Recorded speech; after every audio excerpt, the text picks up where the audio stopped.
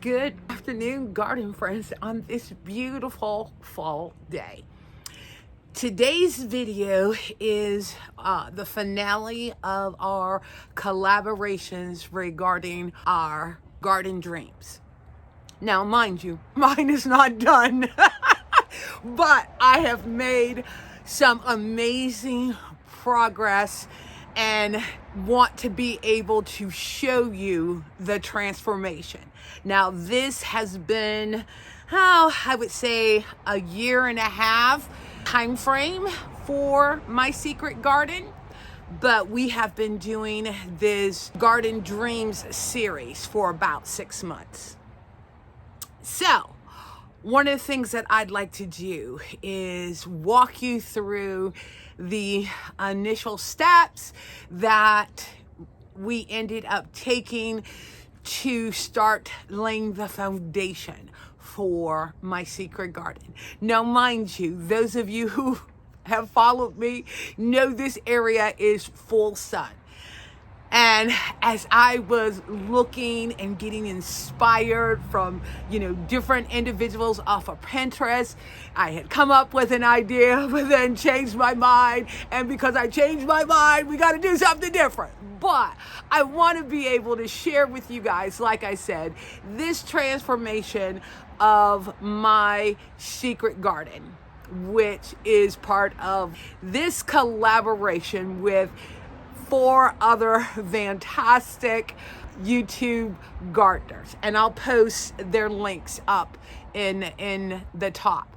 But I'm also going to be sharing with you snippets of their garden dream, to where in the description you can go ahead and look at the entire video. I'm going to walk you through the palette that we had to work with, different things that we ended up doing, and then I will share with you of the finished secret garden. So come along with me. Now, as I stated, this was initially my inspiration, but I changed my mind. But it was still something that inspired me. So this was the palette that we had to work with. We had done the sheet mulching for this area, and we had already had the tiered garden bed that is to the right to lay that foundation. Kevin and I ended up moving 4 tons of gravel to have a nice palette to work with, and it ended up turning out really nicely. Now, one of my dilemmas was when I would take photos, my neighbor's car would be in the video. So what we ended up doing was put up a privacy fence to add to the seclusion and also the feel I wanted for the secret garden. We also started to paint the fence to match the rest of the enclosure, and boy, how it made all of the flowers pop against the slate gray background. Then we started and added the arbor, which I have 2 Eden climbing roses that go up both sides of the archway. And it ended up adding that feel I wanted. As you can see, the climbing rose ended up doing beautiful, just full and lush, and the fragrance when you would walk into the secret garden was breathtaking. In creating the secret garden, I wanted to add the structure, extend the structure of the archway, which Kevin ended up building and started first with the post. As we progressed with the structure, he ended up tying everything together, got the first level of the top done, which I so love. And can you guys see it? One of the things that we did was my Texas Vertex lilac.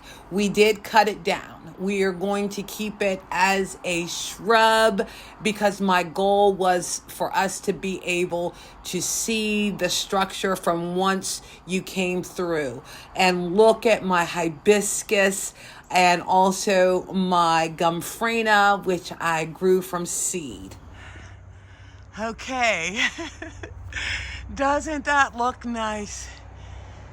He got all the slats put up on here, and I just think it adds to the secret garden of having this here. He still has to do the cutouts for the decorative support pieces in here, and then, as I stated, along each of the posts all the way down, I will be putting my pink mink clematis to grow up the arbor, and I think that's going to end up being very pretty. Now, while he is going to be cutting out the decorative support beams that is going to go all the way around on all four corners of here, I'm going to be working over in this bed. Okay, let us head into the workshop so Kevin can show you how he made the support arches for the arbor. All right, now we're going to be making the supports that all support on the posts. Total of 16 of them. Made a template out of 1/4 inch material, screwed to each board. What I'm going to do is use the bandsaw just to cut about an 1/8 inch, no more, proud of the template to get rid of a lot of all this excess. And then we'll finish it off with the router with a template bit, and I'll show you that when we get to it. Got the dust collection set up. Let's go.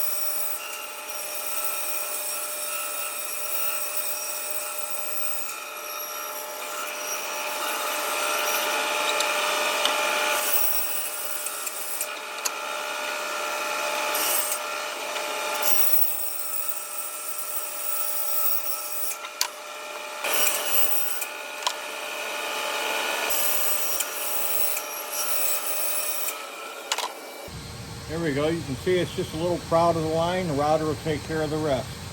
One down, 15 more to go. Okay. I don't have the router table set up yet, so I have to do it the old-timey way. I've got it clamped. I'll just have to move this and re-clamp each piece as I go. But here is the bit. There's a bearing on the bottom, bearing on top. Those bearings will ride along that template,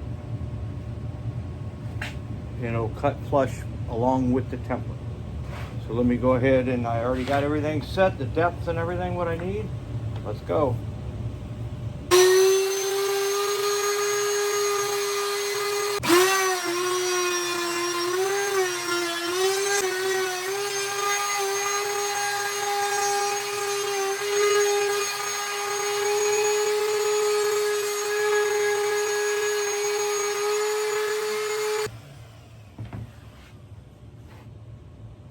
And as you can see, it cuts it nice and flush with that. I'm going to spare you all the time involved. Got to cut this a little bit tighter, change it to where I can get closer. I'll show you in the end. All right, we're going to start showcasing the other gardeners. And welcome, Betty. Garden dream was to create a cottage garden. And as you can see, this is my cottage garden. It has been such a beautiful addition to our garden. But this cottage garden was not just a dream that I came up with on my own, but it was a source of inspiration from all of my flower friends that I've met. So my dream was to create a cottage garden, and I had an absolute blank slate to work with. So I've learned so much along the way about working with different colors and different textures, plants that would attract pollinators, and plants that would add height into the garden, ones that were just beautiful to look at and that were just very reliable. And then every part of nature just blesses me every day with all of the beautiful butterflies that we've brought into this garden. So as I'm learning and dreaming, I'm learning of more things that I want to add to our garden and things that maybe just don't work out so well for us. But one of the things that does work for us is this pink muhly grass. It is absolutely gorgeous in our garden, and in September, it is its time to shine. One of the things that we may not look for is just those easy landscape roses like this apricot drift. Doesn't cost a lot of money, it's super easy to care for, and it just adds beautiful blooms all summer long. With just a few seeds, these snapdragons and these zinnias have added such beautiful color and texture into our gardens and are absolutely loved by all of our pollinator friends. It has been so much fun creating this cottage garden, and I'm so glad that I could do this series with my friends and we can experience our garden dreams together. Next is Lynn with her beautiful woodland garden. Hi everyone, welcome to my garden in southwestern Pennsylvania and the final Garden Dreams collaboration. It's autumn now, and the woods are beginning to shift color and drop leaves. It's amazing how much has changed since the tree was taken down in April. Month by month, more plants were added to the woodland walk, and they began to knit together into a whole, into a garden. Now the textures and shapes are rich and pleasing, yet they still look natural to me. The pagoda dogwood is one of my favorite small trees, graceful and at home in the woods, yet so useful to wildlife.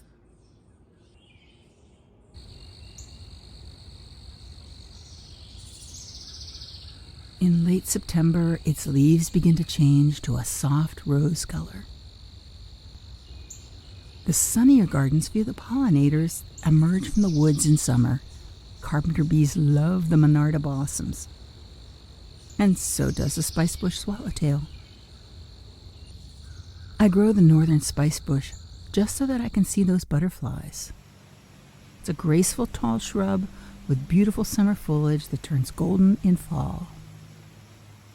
I grow strawberries in a planter on my deck that provide fruit all summer, but I always plant Italian parsley in it for the caterpillars that become yellow swallowtail butterflies.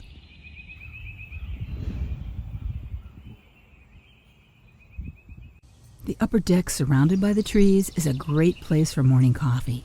25 feet in the air, I can see the lower gardens and into the treetops. I love the colorful annuals, and the pollinators always find their way here. They even pollinate the cherry tomatoes. I can look down at the woodland walk from here, or just enjoy the creatures that visit my bistro. The garden really suffered from extreme heat and drought this summer, and so did the creatures in it. A groundhog broke through the fence to eat some of the beds to the ground. We finally secured the fences and saved the garden.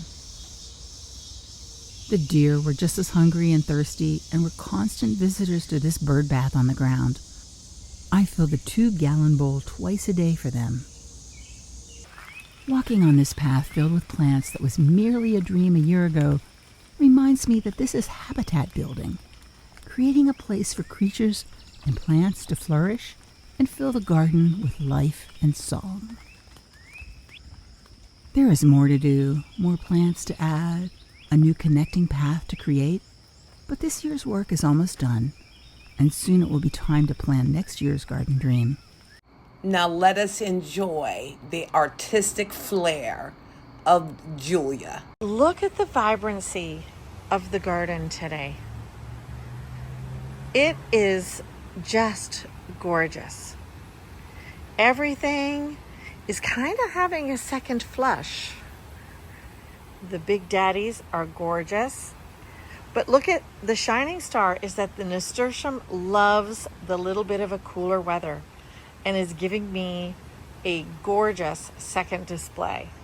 It's time to dream in the garden, and it's almost Canadian Thanksgiving, so there's lots to be thankful for.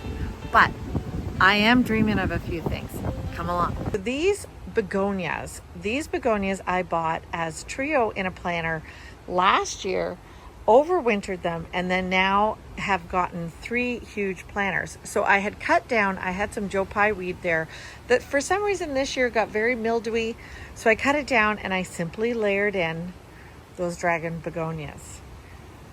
The shape is perfect for next year, and it will turn a bright red. You can kind of see in the back where I didn't have to trim, all the blooms are there. But again, this Japanese grass, this is part of my dream. So I'm gonna show you in just a minute. That's a 3rd begonia. So what I'll do is I'll probably cut it back hard when it's time to take it in and just overwinter it again with the hydrangeas and all the different things. And I think for your eye to come in, to rest, I have this row of boxwoods down here. That's my idea as well, that your eye would rest there. You've seen my garden, so I hope you enjoyed the tour. That is a little bit about my dream garden. Next is Kim with her beautiful cottage garden. Hi guys, Kim here. Welcome to Backyard Blooms. In today's video, we are going to talk about garden dreams. And right now, I am dreaming about my cottage garden. So I am going to bring you along through all 4 seasons, what the garden looked like in the winter, in the spring, in the summer, and now into the fall. So we are currently filming into the fall, and I am still adding flowers to make all my dreams come true. At the gorgeous foliage that the snow and summer's given me right here. Isn't that beautiful? And this plant right here is called the holly fern. And let me just tell you a little bit more about it because I love the structure of this plant. It's a distinctive gold stripe, adds a splash of color to grassy green fronds that lead texture to the garden with their lacy appearance. So I love that. I need to make me a little garden tag for that one.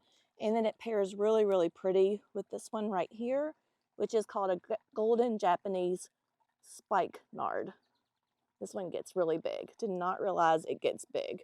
This one can, let's see, it can grow 3 to 4 feet. Had no idea how big that this one can get. This one is zones 3 to 9. And look how gorgeous these marigolds are. Now you guys, I am not a fan of marigolds, but I love these big giant marigolds. I grew these from seed, very proud of that. And look at the fall presents that this one gives you. This one is another big pollinator lover of bees. The salvia looks gorgeous here, and that's the new coneflower that I just talked about, so we're gonna place it there. Then we just come down and repeat the exact same thing in the containers. Look at the bees all over this one. Look at that. He's like, I want all these little buds right here to myself. And then so are the clematis and then the rose, but I'll definitely show pictures of when it was in bloom. These trees right here are Nellie Stevens, and that's all we did was take the limbs off and made them into little topiaries. So I hope you enjoyed this series on garden dreams, and I'll see you in my next video. Bye, friends. Next is Emily with her zen-filled garden. Well, hello, and welcome to the Scent of a Garden. My name is Emily, and I garden in Southern California, Zone 10B, Sunset Zone 22. And in this video, I'm sharing an update with you of the courtyard and shady front porch container gardens I planted in July, and which have serendipitously become a dream garden. The front entrance of my home is a courtyard and a shady front porch. I feel that your home should send you off to your day with just a warm face that says, slay this day and make it yours. So let me turn the camera around and show you my courtyard and shady front porch plant party. Now this is phase one of this growing season. Entering from the sidewalk, a lounging palm and 3 medium pots greet you. Behind the palm, I planted a quartet of agapanthus in July. I affectionately call them Aggies, and both the palm and the Aggies do a little dance. Now let's talk about the container. So I planted floret dahlias in one container, jasmine and a championship rose bush I found on the sale rack at Home Depot, and the scent is absolutely lovely. The dahlias were slow to bloom, probably due to powdery mildew, but in any case, I love how the flower pushes through and is determined to grow. I look forward to meeting it. Sweet potato vines cascade over the planter with the roses.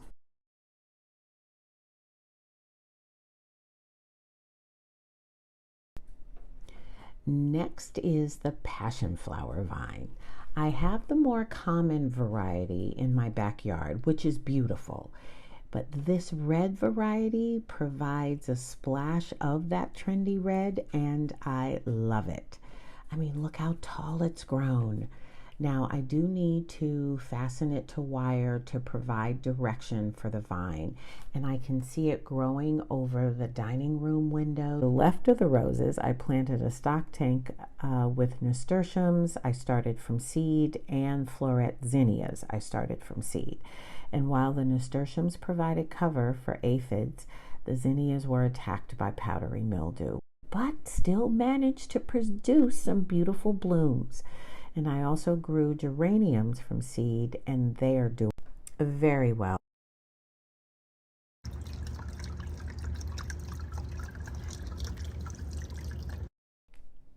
So opposite the brightly colored zinnias, I intentionally planted soft, muted colors.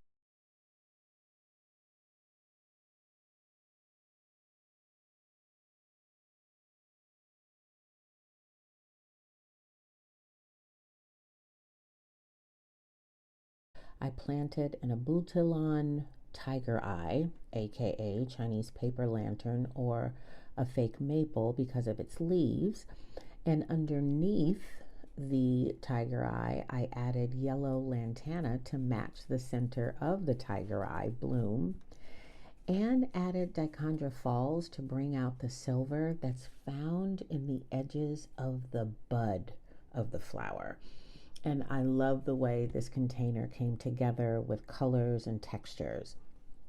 To add more silver, I planted a majestic ceanothea, which did really well until the August heat wave, and literally the petals just fell over.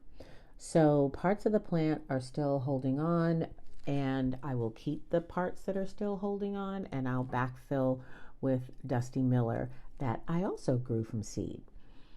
So next to the abutilon, I planted heliotrope, because when the abutilon blooms die, the flower turns a deep purple, almost eggplant in color. So the deep purple of the heliotrope seemed to be a good pairing with the abutilon. I added impatiens, which is one of the most dependable shade plants.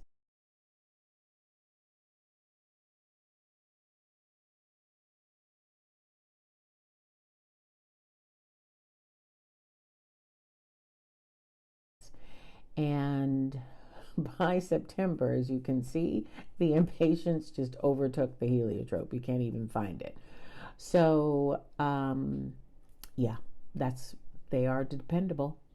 And I also planted 3 containers with a cast iron plant, which is another dependable shade plant, and with impatiens underneath, and it's growing really well. The slow-growing succulents planted in my wagon are thriving, and the yellow and purple daylilies were lovely and short-lived, but the strappy leaves live on. So moving on to another section of the courtyard, that is a collection of purples and pinks and a splash of lemon yellow from the Meyer lemon tree. At first glance, you see the sweet pea shrub, no relation to the sweet pea vines. The shrub produces a lovely soft bloom, and this shrub is drought tolerant. Next to it, it's the lemon Meyer tree. 2 succulents continuing to flower, yay. Mint and a princess flower that I started from a cutting from a princess plant in my backyard. I'm very excited to see it bloom, and you can see from the picture in July how small it was, and at that time I thought it was really tall. Climbing up the stair is a handsome fern and well-dressed fuchsia that loves its life. There's more mint on the table with the fuchsia and cyclamen. The leaves are beautiful, and occasionally I get a bloom from the cyclamen even though it's late September. On the bench, you see a euphorbia and also a succulent container that was gifted to me from my neighbor. And you can see the wandering Jew is just on a discovery journey, and I love it.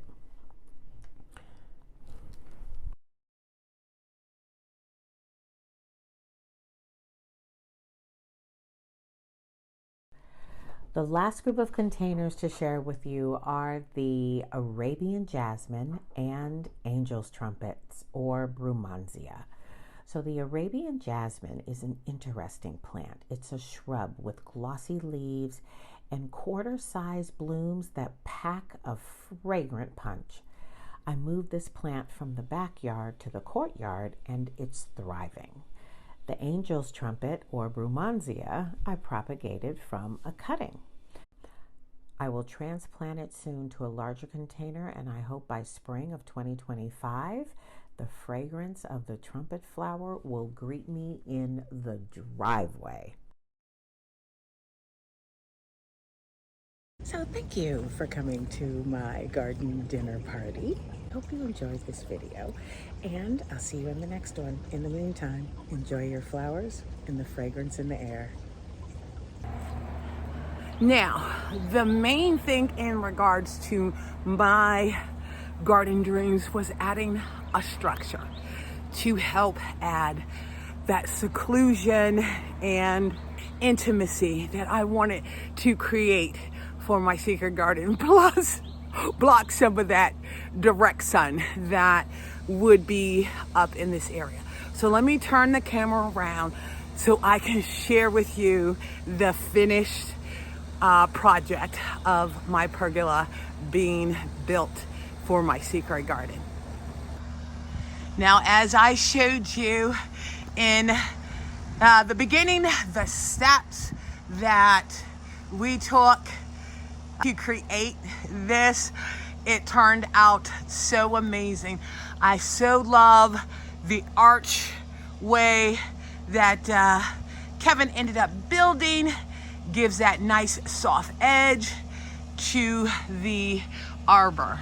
We were deciding on whether or not to stain it, paint it, or allow it to go natural, but as Kevin stated, with treated wood, you should probably allow it to dry for a good season before you do anything so that it ends up taking. The other thing that we ended up doing was our Texas Vertex Lilac. We are going to keep it as more of a shrub. Just keep it clipped down because I love to be able to see the archway all the way through. And as we go through the garden, I'm still doing some rearranging and cleanup in here because I did not realize my Mystic Blue Sprea was going to take off like it did. This one here is after I had cut it down and provided some support for it, because this here, let me show you, is why I need to add support to it. I did not realize it was going to get this big, and all three of these were that size, and I just recently cut this one back and gave it a support mechanism to climb up for next year. I need to find another one that matches that, but as you can see, the bees just love this plant. And like I said, doing some additional things that I'm going to be adding into the garden, because that rose bush is actually getting pushed back into the corner. And then I'm thinking about in between the Mystic Blues putting additional rose bushes. My Gumfrena that I grew from seed, it must just love this soil back here because everything seems to just go full-fledged flourishing. And I ended up adding some pansies. I know it's a little bit early, but I wanted to add just a little pop of color. Now, with this arbor, you know, one of the things that I wanted was for it to come into a curve. And let me just show you how Kevin had to create this. Let me see if I can step back. Because this actually, it curves into it. I wish I could give you a better picture of it. But as you can see, it's just a nice accent to the garden. Let me see if I can show you how from this side it ends up looking. That he had to reconfigure it because it does have a pitch to the angle coming over here to my bench. Now, as I stated, I ended up having a vision of this. So the next thing that we're going to be doing is rebuilding the archway there that has my Eden climbing rose. We're gonna build bigger boxes and then make the opening wider and make it out of the timbers so that it mimics when you come into the secret garden. And you know, that's the thing about gardening. Different things inspire you. The archway of the initial arbor was my inspiration, along with things that I ended up seeing off of Pinterest. Another thing I ended up doing was I got 4 pink mink clematis at each of the posts going down this side of the arbor. It ends up climbing 10 to 15 feet tall, and I think it'll look gorgeous on all 4 posts, climbing up to also add more seclusion into the secret garden. But everything else is looking good. You know, I ended up trimming back my irises, my yellow flag irises, my garro, just cleaning up some things before I start with my truly fall planting. My maiden grass, I so love it. We had to tie it up because it just got so big. And this is only one season for this guy. So it's doing really well. But everything is looking good. I so love the combination of the black-eyed Susans, perennial verbena. I got some garro in here, and it just looks so lush back here in the garden. And I so love it. All right, guys, I hope you enjoyed seeing the transformation of my secret garden and got inspired by it because, a lot of times it is about the plants, but also creating structure that will allow you to add those unique touches that you want to your garden. And like I said, the other ladies that I collaborated with, their entire video link will be in the description. So hope you enjoy it because you got some amazing gardeners. We're all in different areas throughout the United States.